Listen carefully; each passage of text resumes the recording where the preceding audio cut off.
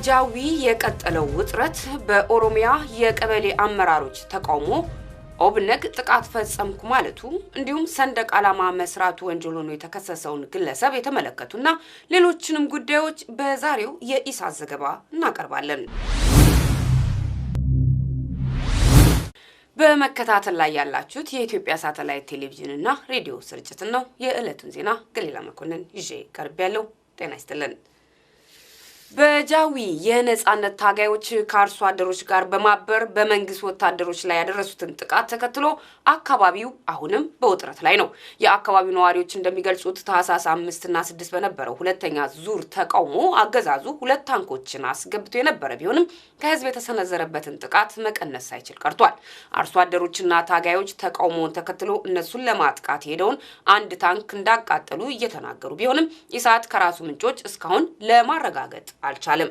የአካባቢው ዘጋቢያችንና ከዋና ከተማው ራቅ ብሎ በሚገኘው የጃዊ የሸንኮራ አገዳ የሚሰሩ ሰራተኞችን አናግረን አንደኛው ታንክ አለመመለሱን መስማታቸውን ገልጸዋል። በአካባቢው ያለውን ውጥረት ተከትሎ የጃዊ ስኳር ፋብሪካ ሰራተኞች ስናይፐር በታጠቁ ወታደሮች ሌት ተቀን የተጠበቁ መሆኑን ሰራተኞች ገልጸዋል። የስኳር ፋብሪካውን የሚገነባው ሜቴክ ኃላፊው ወዲ ሀጎስ ተቃውሞ እየከፋ ከመጣ ፋብሪካውን ለቀን እንወጣለን በማለት እያስፈራሩ እንደሚገኙ ሰራተኞች ተናግረዋል።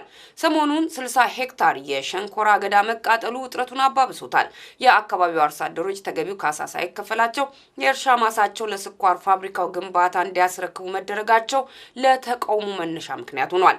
የሜቴክ ኃላፊዎች የአካባቢውን አሸዋ በመሸጥ አካባቢውን እያራቆቱ ነው የሚል ክስም በህዝቡ ዘንድ ይቀርብባቸዋል። ከአካባቢው ህዝብ አብራክ የወጡት የነጻነት ኃይሎች ራሳቸውን አደራጅተው ጫካ በመግባት ከፍተኛ ጉዳት እያደረሱ መሆኑንም ከስፍራው የደረሰ መረጃ ያመለክታል።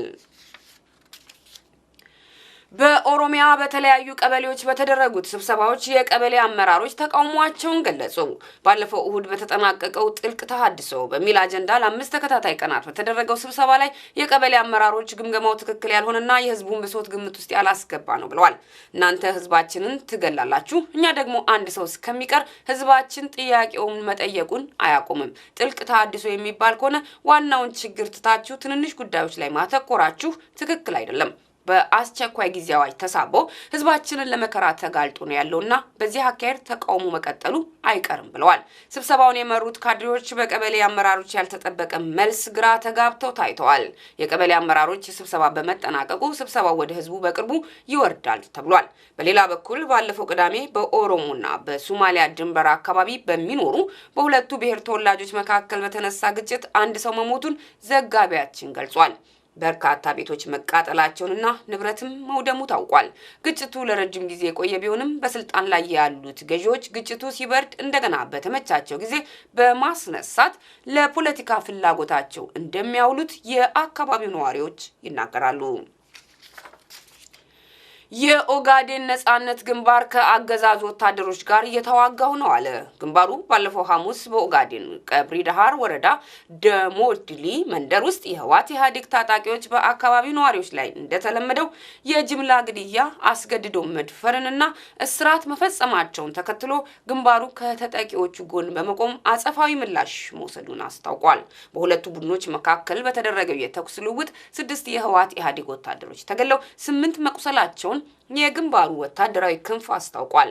በኦጋዴን ግዛት ውስጥ የገዢው ፓርቲ ወታደሮችና የክልሉ ልዩ ጦር በቀጠናው በተደጋጋሚ የሰብአዊ መብት ጥሰቶችን በከፋ ሁኔታ መፈጸም መቀጠላቸውን ግንባሩ በላከው መግለጫ አብራርቷል። ባንዲራ በመስራታቸው በላሊበላ ማረሚያ ቤት በስር ላይ የሚገኙት አቶ ግርማ ቅባቴ ዛሬ ፍርድ ቤት ቀረቡ።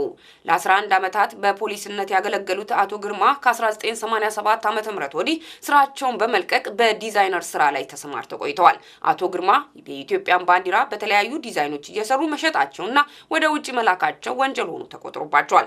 ባለፉት ወራት የተከሰተውን ህዝባዊ አመጽ ተከትሎ የታሰሩት አቶ ግርማ ፍርድ ቤት እስከቀረቡበት እስከ ዛሬ ማክሰኞ ድረስ እኔ ነኝ ያሳሰርኳቸው የሚል አካል መጥፋቱን ከስፍራው የደረሰ መረጃ ያመለክታል። አቶ ግርማ በሚቀጥለው አርብ በድጋሚ ፍርድ ቤት ይቀርባሉ ተብሎ ይጠበቃል። በጀርመን ፍራንክፈርት የሚገኘው የኢትዮጵያ ቆንስላ ጽሕፈት ቤት የብሔር ብሔረሰቦችን ቀን ለማክበር በሚል ያሳለፍነው ቅዳሜ አሰናድቶት የነበረው ዝግጅት ከፍተኛ ተቃውሞ ገጠመው። ዝግጅቱን ሰፋ ባለ አዳራሽ ለማክበር ኤምባሲው ዘመናዊ አዳራሽ ተከራይቶ የነበረ ቢሆንም አዳራሹን ያከራየው ድርጅት የኢትዮጵያውያን አገዛዝ ወንጀሎች የሚያሳዩ ማስረጃዎች ከቀረቡለት በኋላ የኪራይ ውሉን በመሰረዙ ዝግጅቱ ቆንስላ ጽሕፈት ቤት ውስጥ በሚገኝ አነስተኛ የኮንፈረንስ አዳራሽ ውስጥ ማካሄድ ግድ ሆኖበታል። ኃይሉ ማሞ ዝርዝር አለው።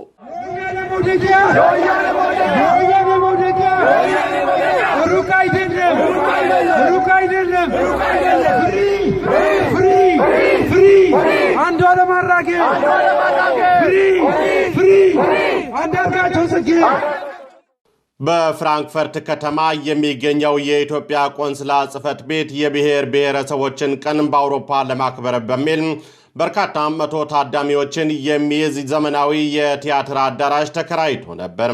ስለ በዓሉ አከባበርና የጥሪ ደብዳቤም ያገዛዙ ታማኝ ለተባሉ ውስጡን በመላ ጀርመን ተሰራጭቶም ነበር። የኤምባሲውን የድግስ ሽርጉድ ቀድመው መረጃ ያገኙ ኢትዮጵያውያንም በሀገር ውስጥ ህወሓት መራሹ ስርዓት በህዝብ ላይ እያደረሰ ያለውን እልቂትና ሰቆቃም ከተለያዩ ማስረጃዎች ጋር አባሪ አድርገው አዳራሹን ላከራየው ድርጅት ደብዳቤ በማስገባታቸው አከራይ ድርጅቱ ውሉን ለመሰረዝ መቻሉን ሂደቱን ሲያስተባብሩ ከነበሩት አንዱ አቶ ኤልያስ ጣሰው ለኢሳት ገልጸዋል። ከአዳራሹ መነጠቅ በኋላ ዝግጅቱን በሚስጥር በቆንስላው ጽሕፈት ቤት ውስጥ በሚገኝ አነስተኛ የመሰብሰቢያ ክፍል ውስጥ ለማድረግ የተገደደው ኤምባሲው እዚያም ቢሆን ተቃውሞ ማስተናገድ አልቀረለትም። በዕለቱ የነበረው ከፍተኛ ብርድ ያልበገራቸው ኢትዮጵያውያን በአጭር ጊዜ ውስጥ ተሰባስበው ቆንስላ ጽሕፈት ቤቱ ፊት ለፊት በመገኘት የውግዘት ድምፃቸውን ማሰማታቸውን አቶ ኤልያስ ጨምረው ገልጸዋል። በኤምባሲው ጥሪ መሰረት በቆንስላ ጽሕፈት ቤቱ ዝግጅቱ ላይ የተገኙት እንደተለመደው የአንድ ብሔረሰብ አባላትና በጣት የሚቆጠሩ የጥቅም ተጠጊዎች እንደሆኑ የገለጹት አቶ ኤልያስ ቆንስላው የታዳሚውን ቁጥር ለማበራከት በሚል የሶማሊያ ዜጎችን ጭምር እንደጋበዘና ሲገቡም እንደነበር መታዘባቸውን ተናግረዋል። በአረንጓዴ ቢጫ ቀዩ ሰንደቅ ደምቀው ለተቃውሞ የወጡት ሰልፈኞችም ብሔረሰቦችን እየገደሉ የብሔር ብሔረሰብ ቀን ማክበር በህዝብ ላይ መቀለድ ነው፣ በዓል የምናከብረው ሰላም ሲኖረን ነው፣ የፖለቲካ እስረኞችና ጋዜጠኞች ይፈቱ የሚሉና ሌሎችንም መፈክሮችን ሲያሰሙ አርፍደዋል። የተቃውሞ ሰልፉን ያዘጋጀው በፍራንክፈርት የኢትዮጵያውያን ግብረ ኃይል ከፖለቲካና ሲቪክ ማህበራት ጋር በመተባበር መሆኑም ታውቋል። ለኢትዮጵያ ሳተላይት ቴሌቪዥንና ሬዲዮ ለተጠናቀረው ዘገባም ኃይሉ ማሞም ከጀርመን። በቱርክ የሩሲያ አምባሳደር መገደላቸውና በጀርመን በርሊን በገበያ ስፍራ የተፈጸመው ጥቃት ዓለምን እያነጋገረ ነው። ደረጃ ሀብተወልድ ዝርዝሩን ያቀርበዋል። በቱርክ የሩሲያ አምባሳደር የ62 ዓመቱ አንድሬይ ካርሎቭ ትናንት በአንካራ ሩሲያ በቱርክ አይን በሚል ርዕስ በተዘጋጀና ኤምባሲያቸው ስፖንሰር ባደረገው የስዕል ኤግዚቢሽን ላይ ንግግር እያደረጉ ባለበት ሰዓት ነበር ከኋላቸው በተተኮሱ 8 ጥይቶች ተመተው ወለሉ ላይ የተዘረጉት። አምባሳደሩን ከኋላቸው መጥቶ የገደላቸው የ22 ዓመቱ የቱርክ ፖሊስ አባል ሜቭለት መርት አልቲንታስ ነው። ይህን ዓለምን ያስደነገጠውን ክስተት ተከትሎ የቱርክ ፕሬዝዳንት ሪሴፕ ኤርዶጋን ጥቃቱ በሀገራቸው ቱርክና በሩሲያ መካከል ያለውን ግንኙነት ለማበላሸት የተቀነባበረ ሴራ እንደሆነ ተናግረዋል። የ22 ዓመቱ ፖሊስ የፖሊስ መታወቂያውን በመጠቀም ሲቪል ልብስ ለብሶ ወደ ስዕል ኤግዚቢሽኑ በመግባት አምባሳደሩን ተኩሶ ከገደለ በኋላ ስለ አሌፖ እንዳትረሱ፣ ስለ ሶሪያ እንዳትረሱ በማለት እየጮኸ ከመናገሩም በላይ በአረበኛ አላሁ አክበር ወይም አላህ ታላቅ ነው ሲል ተሰምቷል። ሁሬት የተሰኘው የቱርክ ጋዜጣ ደግሞ በምዕራባዊ ቱርክ ከተማ በሲኬ በ1994 የተወለደውና በፖሊስ ልዩ ማሰልጠኛ ትምህርት ቤት በመማር የቱርክ ፖሊስ አባል ሆኖ ሲያገለግል የቆየው አልቲንታስ ከጤና ችግር ጋር በተያያዘ ከፖሊስ አባልነቱ መልቀቁን አስነብበዋል። ከዚህም በተጨማሪ አንዳንድ የቱርክ ሚዲያዎች የ2 ዓመቱ አልቲንታስ በዩናይትድ ስቴትስ ከሚደገፈውና ፈቱላህ ጉለን ከተሰኘው ንቅናቄ ጋር ግንኙነት ሳይኖረው እንደማይቀር ቢጽፉም የቱርክ መንግስታዊ ሚዲያዎች ግን ገዳዩ ቀደም ሲል ከማናቸውም ሽብርተኛ ድርጅቶች ጋር ግንኙነት እንዳልነበረው አስተባብለዋል። ጥቃቱን ተከትሎ የሩሲያ ፕሬዝዳንት ቭላዲሚር ፑቲን በሰጡት መግለጫ ከጥቃቱ ጀርባ ያሉት ሁሉ ከባድ ዋጋ እንደሚከፍሉ ያስጠነቀቁ ሲሆን ድርጊቱን በማጣራትና በመመርመር በኩል የሩሲያ ደህንነት ኃይላት ከቱርክ መርማሪዎች ጋር ተቀናጅተው እንዲሰሩ ለሪሴፕ ኤርዶጋን ያቀረቡት ጥያቄ ተቀባይነት አግኝቷል። የአውሮፓ ህብረት፣ ዩናይትድ ስቴትስ፣ ጀርመን፣ ፈረንሳይ እና ሌሎችም ሀያላን አገራት ድርጊቱን አጥብቀው አውግዘዋል። ቱርክ የሩሲያን የመንገደኞች አውሮፕላን መታ በመጣሏ ምክንያት በሁለቱ ሀገራት መካከል ተፈጥሮ የነበረው ከፍ ያለ ውጥረት ብዙም መርገቡ ሳይነገርለት የኛው ክስተት መደገሙ በፖለቲካ ተንታኞች ዘንድ የሀገራቱን ግንኙነት ወደ ከፋ ደረጃ ያደርሰዋል የሚል ስጋት መፍጠሩ አልቀረም። ሩሲያና ቱርክ በሶሪያ ጉዳይ የውክልና ጦርነት እያካሄዱ የሚገኙ ሲሆን ቱርክ ለአማጽያኑ ድጋፍ ስትሰጥ፣ ሩሲያ ደግሞ ከፕሬዝዳንት በሽር አልአሳድ ጎን ቆማለች።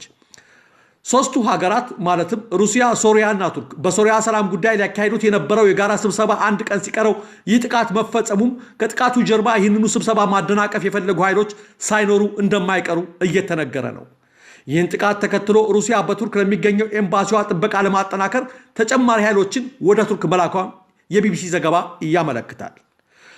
ይህ በእንዲህ እንዳለ በሩሲያ አምባሳደር ላይ አንካራ ውስጥ የተፈጸመውን ጥቃት አጥብቀው ከኮነኑት ሀያላን መሪዎች መካከል አንዷ የሆኑት አንጀላ ሜርከል በጥቂት ሰዓታት ልዩነት ሀገራቸው ላይ አስደንጋጭ አደጋ ተከስቶባቸዋል።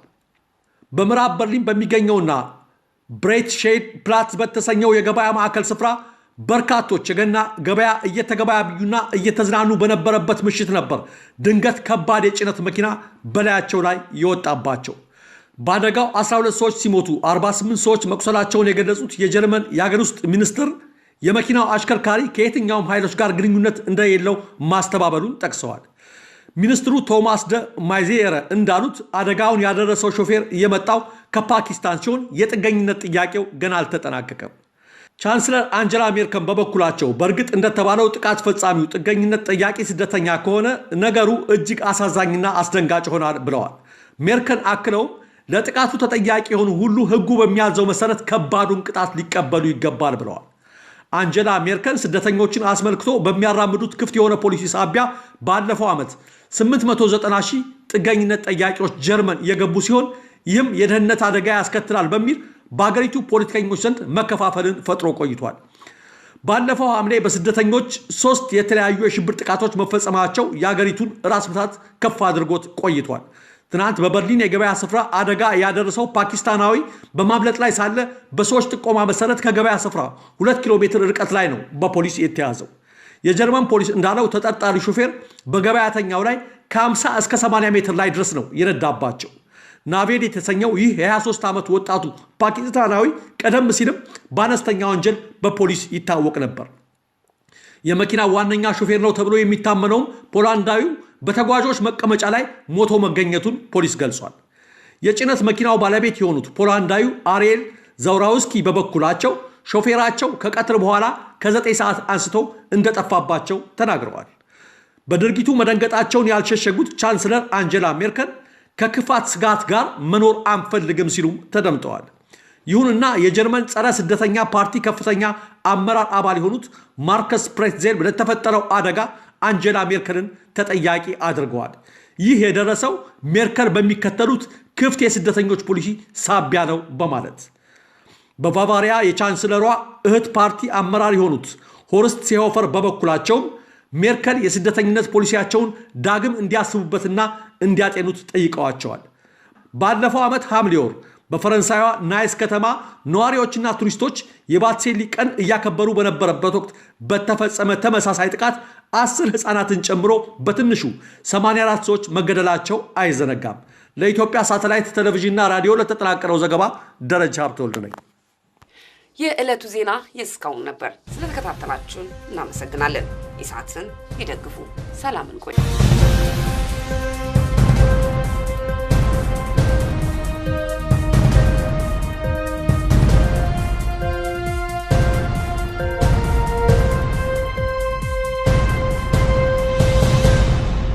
አመጽ ተከትሎ የታሰሩት አቶ ግርማ ፍርድ ቤት እስከቀረቡበት እስከ ዛሬ ማክሰኞ ድረስ እኔ ነኝ ያሳሰርኳቸው የሚል አካል መጥፋቱን ከስፍራው የደረሰ መረጃ ያመለክታል። አቶ ግርማ በሚቀጥለው አርብ በድጋሚ ፍርድ ቤት ይቀርባሉ ተብሎ ይጠበቃል። በጀርመን ፍራንክፈርት የሚገኘው የኢትዮጵያ ቆንስላ ጽሕፈት ቤት የብሔር ብሔረሰቦችን ቀን ለማክበር በሚል ያሳለፍነው ቅዳሜ አሰናድቶት የነበረው ዝግጅት ከፍተኛ ተቃውሞ ገጠመው። ዝግጅቱን ሰፋ ባለ አዳራሽ ለማክበር ኤምባሲው ዘመናዊ አዳራሽ ተከራይቶ የነበረ ቢሆንም አዳራሹን ያከራየው ድርጅት የኢትዮጵያውያን አገዛዝ ወንጀሎች የሚያሳዩ ማስረጃዎች ከቀረቡለት በኋላ የኪራይ ውሉን በመሰረዙ ዝግጅቱ ቆንስላ ጽሕፈት ቤት ውስጥ በሚገኝ አነስተኛ የኮንፈረንስ አዳራሽ ውስጥ ማካሄድ ግድ ሆኖበታል። ኃይሉ ማሞ ዝርዝር አለው።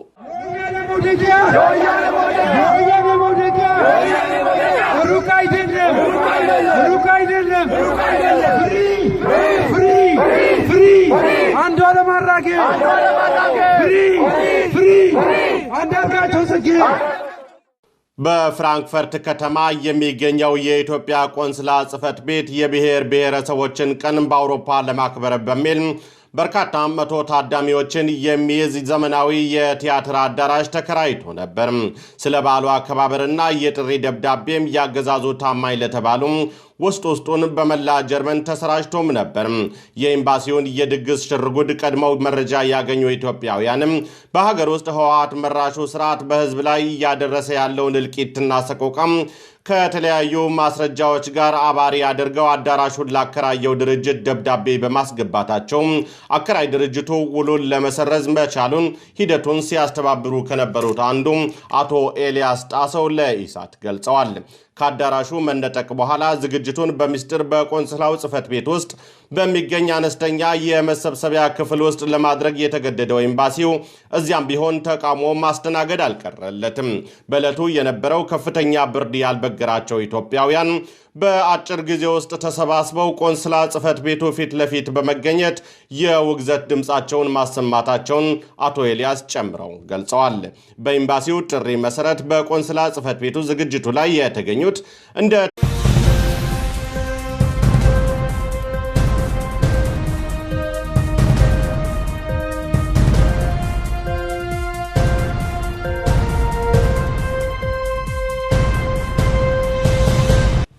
በጃዊ የቀጠለው ውጥረት በኦሮሚያ የቀበሌ አመራሮች ተቃውሞ ኦብነግ ጥቃት ፈጸምኩ ማለቱ እንዲሁም ሰንደቅ ዓላማ መስራቱ ወንጀል ሆኖ የተከሰሰውን ግለሰብ የተመለከቱና ሌሎችንም ጉዳዮች በዛሬው የኢሳት ዘገባ እናቀርባለን። በመከታተል ላይ ያላችሁት የኢትዮጵያ ሳተላይት ቴሌቪዥን እና ሬዲዮ ስርጭትን ነው። የዕለቱን ዜና ገሊላ መኮንን ይዤ ቀርቤያለሁ። ጤና ይስጥልን።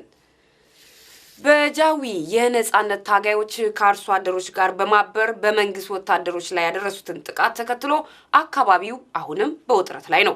የአካባቢው ነዋሪዎች እንደሚገልጹት ታህሳስ 5 እና 6 በነበረው ሁለተኛ ዙር ተቃውሞ አገዛዙ 2 ታንኮችን አስገብቶ የነበረ ቢሆንም ከህዝብ የተሰነዘረበትን ጥቃት መቀነስ ሳይችል ቀርቷል። አርሶ አደሮችና ታጋዮች ተቃውሞውን ተከትሎ እነሱን ለማጥቃት ሄደውን አንድ ታንክ እንዳቃጠሉ እየተናገሩ ቢሆንም ኢሳት ከራሱ ምንጮች እስካሁን ለማረጋገጥ አልቻለም። የአካባቢው ዘጋቢያችንና ከዋና ከተማው ራቅ ብሎ በሚገኘው የጃዊ የሸንኮራ አገዳ የሚሰሩ ሰራተኞችን አናግረን አንደኛው ታንክ አለመመለሱን መስማታቸውን ገልጸዋል። በአካባቢው ያለውን ውጥረት ተከትሎ የጃዊ ስኳር ፋብሪካ ሰራተኞች ስናይፐር በታጠቁ ወታደሮች ሌት ተቀን የተጠበቁ መሆኑን ሰራተኞች ገልጸዋል።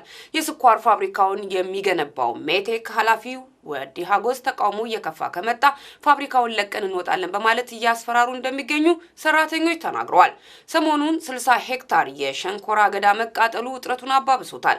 የአካባቢው አርሶ አደሮች ተገቢው ካሳ ሳይከፈላቸው የእርሻ ማሳቸው ለስኳር ፋብሪካው ግንባታ እንዲያስረክቡ መደረጋቸው ለተቃውሞ መነሻ ምክንያት ሆኗል። የሜቴክ ኃላፊዎች የአካባቢውን አሸዋ በመሸጥ አካባቢውን እያራቆቱ ነው የሚል ክስም በህዝቡ ዘንድ ይቀርብባቸዋል። ከአካባቢው ህዝብ አብራክ የወጡት የነጻነት ኃይሎች ራሳቸውን አደራጅተው ጫካ በመግባት ከፍተኛ ጉዳት እያደረሱ መሆኑንም ከስፍራው የደረሰ መረጃ ያመለክታል። በኦሮሚያ በተለያዩ ቀበሌዎች በተደረጉት ስብሰባዎች ተለመደው የአንድ ብሔረሰብ አባላትና በጣት የሚቆጠሩ የጥቅም ተጠጊዎች እንደሆኑ የገለጹት አቶ ኤልያስ ቆንስላው የታዳሚውን ቁጥር ለማበራከት በሚል የሶማሊያ ዜጎችን ጭምር እንደጋበዘና ሲገቡም እንደነበር መታዘባቸውን ተናግረዋል። በአረንጓዴ ቢጫ ቀዩ ሰንደቅ ደምቀው ለተቃውሞ የወጡት ሰልፈኞችም ብሔረሰቦችን እየገደሉ የብሔር ብሔረሰብ ቀን ማክበር በህዝብ ላይ መቀለድ ነው፣ በዓል የምናከብረው ሰላም ሲኖረን ነው፣ የፖለቲካ እስረኞችና ጋዜጠኞች ይፈቱ የሚሉና ሌሎችንም መፈክሮችን ሲያሰሙ አርፍደዋል። የተቃውሞ ሰልፉን ያዘጋጀው በፍራንክፈርት የኢትዮጵያውያን ግብረ ኃይል ከፖለቲካና ሲቪክ ማህበራት ጋር በመተባበር መሆኑም ታውቋል። ለኢትዮጵያ ሳተላይት ቴሌቪዥንና ሬዲዮ ለተጠናቀረው ዘገባም ኃይሉ ማሞም ከጀርመን። በቱርክ የሩሲያ አምባሳደር መገደላቸውና በጀርመን በርሊን በገበያ ስፍራ የተፈጸመው ጥቃት ዓለምን እያነጋገረ ነው። ደረጃ ሀብተወልድ ዝርዝሩን ያቀርበዋል። በቱርክ የሩሲያ አምባሳደር የ62 ዓመቱ አንድሬይ ካርሎቭ ትናንት በአንካራ ሩሲያ በቱርክ አይን በሚል ርዕስ በተዘጋጀና ኤምባሲያቸው ስፖንሰር ባደረገው የስዕል ኤግዚቢሽን ላይ ንግግር እያደረጉ ባለበት ሰዓት ነበር ከኋላቸው በተተኮሱ 8 ጥይቶች ተመተው ወለሉ ላይ የተዘረጉት። አምባሳደሩን ከኋላቸው መጥቶ የገደላቸው የ22 ዓመቱ የቱርክ ፖሊስ አባል ሜቭለት መርት አልቲንታስ ነው።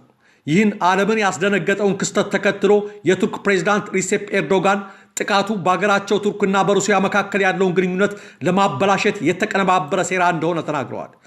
የ22 ዓመቱ ፖሊስ የፖሊስ መታወቂያውን በመጠቀም ሲቪል ልብስ ለብሶ ወደ ስዕል ኤግዚቢሽኑ በመግባት አምባሳደሩን ተኩሶ ከገደለ በኋላ ስለ አሌፖ እንዳትረሱ፣ ስለ ሶሪያ እንዳትረሱ በማለት እየጮኸ ከመናገሩም በላይ በአረበኛ አላሁ አክበር ወይም አላህ ታላቅ ነው ሲል ተሰምቷል። ሁሬት የተሰኘው የቱርክ ጋዜጣ ደግሞ በምዕራባዊ ቱርክ ከተማ በሲኬ በ1994 የተወለደውና በፖሊስ ልዩ ማሰልጠኛ ትምህርት ቤት በመማር የቱርክ ፖሊስ አባል ሆኖ ሲያገለግል የቆየው አልቲንታስ ከጤና ችግር ጋር በተያያዘ ከፖሊስ አባልነቱ መልቀቁን አስነብቧል። ከዚህም በተጨማሪ አንዳንድ የቱርክ ሚዲያዎች የ2 ዓመቱ አልቲንታስ በዩናይትድ ስቴትስ ከሚደገፈውና ፈቱላህ ጉለን ከተሰኘው ንቅናቄ ጋር ግንኙነት ሳይኖረው እንደማይቀር ቢጽፉም የቱርክ መንግስታዊ ሚዲያዎች ግን ገዳዩ ቀደም ሲል ከማናቸውም ሽብርተኛ ድርጅቶች ጋር ግንኙነት እንዳልነበረው አስተባብለዋል። ጥቃቱን ተከትሎ የሩሲያ ፕሬዝዳንት ቭላዲሚር ፑቲን በሰጡት መግለጫ ከጥቃቱ ጀርባ ያሉት ሁሉ ከባድ ዋጋ እንደሚከፍሉ ያስጠነቀቁ ሲሆን ድርጊቱን በማጣራትና በመመርመር በኩል የሩሲያ ደህንነት ኃይላት ከቱርክ መርማሪዎች ጋር ተቀናጅተው እንዲሰሩ ለሪሴፕ ኤርዶጋን ያቀረቡት ጥያቄ ተቀባይነት አግኝቷል። የአውሮፓ ህብረት፣ ዩናይትድ ስቴትስ፣ ጀርመን፣ ፈረንሳይ እና ሌሎችም ሀያላን አገራት ድርጊቱን አጥብቀው አውግዘዋል። ቱርክ የሩሲያን የመንገደኞች አውሮፕላን መታ በመጣሏ ምክንያት በሁለቱ ሀገራት መካከል ተፈጥሮ የነበረው ከፍ ያለ ውጥረት ብዙም መርገቡ ሳይነገርለት የኛው ክስተት መደገሙ በፖለቲካ ተንታኞች ዘንድ የሀገራቱን ግንኙነት ወደ ከፋ ደረጃ ያደርሰዋል የሚል ስጋት መፍጠሩ አልቀረም። ሩሲያና ቱርክ በሶሪያ ጉዳይ የውክልና ጦርነት እያካሄዱ የሚገኙ ሲሆን ቱርክ ለአማጽያኑ ድጋፍ ስትሰጥ፣ ሩሲያ ደግሞ ከፕሬዝዳንት በሽር አልአሳድ ጎን ቆማለች። ሶስቱ ሀገራት ማለትም ሩሲያ፣ ሶሪያና ቱርክ በሶሪያ ሰላም ጉዳይ ሊያካሂዱት የነበረው የጋራ ስብሰባ አንድ ቀን ሲቀረው ይህ ጥቃት መፈጸሙም ከጥቃቱ ጀርባ ይህንኑ ስብሰባ ማደናቀፍ የፈለጉ ኃይሎች ሳይኖሩ እንደማይቀሩ እየተነገረ ነው። ይህን ጥቃት ተከትሎ ሩሲያ በቱርክ ለሚገኘው ኤምባሲዋ ጥበቃ ለማጠናከር ተጨማሪ ኃይሎችን ወደ ቱርክ መላኳን የቢቢሲ ዘገባ ያመለክታል። ይህ በእንዲህ እንዳለ በሩሲያ አምባሳደር ላይ አንካራ ውስጥ የተፈጸመውን ጥቃት አጥብቀው ከኮነኑት ሀያላን መሪዎች መካከል አንዷ የሆኑት አንጀላ ሜርከል በጥቂት ሰዓታት ልዩነት ሀገራቸው ላይ አስደንጋጭ አደጋ ተከስቶባቸዋል። በምዕራብ በርሊን በሚገኘውና ብሬት ሼድ ፕላትስ በተሰኘው የገበያ ማዕከል ስፍራ በርካቶች የገና ገበያ እየተገበያዩና እየተዝናኑ በነበረበት ምሽት ነበር ድንገት ከባድ የጭነት መኪና በላያቸው ላይ የወጣባቸው። በአደጋው 12 ሰዎች ሲሞቱ 48 ሰዎች መቁሰላቸውን የገለጹት የጀርመን የሀገር ውስጥ ሚኒስትር የመኪናው አሽከርካሪ ከየትኛውም ኃይሎች ጋር ግንኙነት እንደሌለው ማስተባበሉን ጠቅሰዋል። ሚኒስትሩ ቶማስ ደ ማይዜረ እንዳሉት አደጋውን ያደረሰው ሾፌር የመጣው ከፓኪስታን ሲሆን የጥገኝነት ጥያቄው ገና አልተጠናቀቀም። ቻንስለር አንጀላ ሜርከል በበኩላቸው በእርግጥ እንደተባለው ጥቃት ፈጻሚው ጥገኝነት ጠያቂ ስደተኛ ከሆነ ነገሩ እጅግ አሳዛኝና አስደንጋጭ ሆኗል። የቀበሌ አመራሮች ተቃውሟቸውን ገለጹ። ባለፈው እሁድ በተጠናቀቀው ጥልቅ ተሐድሶ በሚል አጀንዳ ለ5 ተከታታይ ቀናት በተደረገው ስብሰባ ላይ የቀበሌ አመራሮች ግምገማው ትክክል ያልሆነና የህዝቡን ብሶት ግምት ውስጥ ያላስገባ ነው ብለዋል። እናንተ ህዝባችንን ትገላላችሁ፣ እኛ ደግሞ አንድ ሰው እስከሚቀር ህዝባችን ጥያቄውን መጠየቁን አያቆምም። ጥልቅ ተሐድሶ የሚባል ከሆነ ዋናውን ችግር ትታችሁ ትንንሽ ጉዳዮች ላይ ማተኮራችሁ ትክክል አይደለም። በአስቸኳይ ጊዜ አዋጅ ተሳቦ ህዝባችንን ለመከራ ተጋልጦ ነው ያለውና በዚህ አካሄድ ተቃውሞ መቀጠሉ አይቀርም ብለዋል። ስብሰባውን የመሩት ካድሬዎች በቀበሌ አመራሮች ያልተጠበቀ መልስ ግራ ተጋብተው ታይተዋል። የቀበሌ አመራሮች ስብሰባ በመጠናቀቁ ስብሰባው ወደ ህዝቡ በቅርቡ ይወርዳል ተብሏል። በሌላ በኩል ባለፈው ቅዳሜ በኦሮሞና በሶማሊያ ድንበር አካባቢ በሚኖሩ በሁለቱ ብሔር ተወላጆች መካከል በተነሳ ግጭት አንድ ሰው መሞቱን ዘጋቢያችን ገልጿል። በርካታ ቤቶች መቃጠላቸውንና ንብረትም መውደሙ ታውቋል። ግጭቱ ለረጅም ጊዜ የቆየ ቢሆንም በስልጣን ላይ ያሉት ገዢዎች ግጭቱ ሲበርድ እንደገና በተመቻቸው ጊዜ በማስነሳት ለፖለቲካ ፍላጎታቸው እንደሚያውሉት የአካባቢው ነዋሪዎች ይናገራሉ። የኦጋዴን ነጻነት ግንባር ከአገዛዙ ወታደሮች ጋር እየተዋጋው ነው አለ። ግንባሩ ባለፈው ሐሙስ በኦጋዴን ቀብሪ ዳሃር ወረዳ ደሞድሊ መንደር ውስጥ የህወሓት ኢህአዴግ ታጣቂዎች በአካባቢው ነዋሪዎች ላይ እንደተለመደው የጅምላ ግድያ፣ አስገድዶ መድፈርንና እስራት መፈጸማቸውን ተከትሎ ግንባሩ ከተጠቂዎቹ ጎን በመቆም አጸፋዊ ምላሽ መውሰዱን አስታውቋል። በሁለቱ ቡድኖች መካከል በተደረገው የተኩስ ልውውጥ 6 የህወሓት ኢህአዴግ ወታደሮች ተገለው 8 መቁሰላቸውን የግንባሩ ወታደራዊ ክንፍ አስታውቋል። በኦጋዴን ግዛት ውስጥ የገዢው ፓርቲ ወታደሮችና የክልሉ ልዩ ጦር በቀጠናው በተደጋጋሚ የሰብአዊ መብት ጥሰቶችን በከፋ ሁኔታ መፈጸም መቀጠላቸውን ግንባሩ በላከው መግለጫ አብራርቷል። ባንዲራ በመስራታቸው በላሊበላ ማረሚያ ቤት በስር ላይ የሚገኙት አቶ ግርማ ቅባቴ ዛሬ ፍርድ ቤት ቀረቡ። ለ11 ዓመታት በፖሊስነት ያገለገሉት አቶ ግርማ ከ1987 ዓ.ም ወዲህ ስራቸውን በመልቀቅ በዲዛይነር ስራ ላይ ተሰማርተው ቆይተዋል። አቶ ግርማ የኢትዮጵያን ባንዲራ በተለያዩ ዲዛይኖች እየሰሩ መሸጣቸውና ወደ ውጪ መላካቸው ወንጀል ሆኖ ተቆጥሮባቸዋል። ባለፉት ወራት የተከሰተውን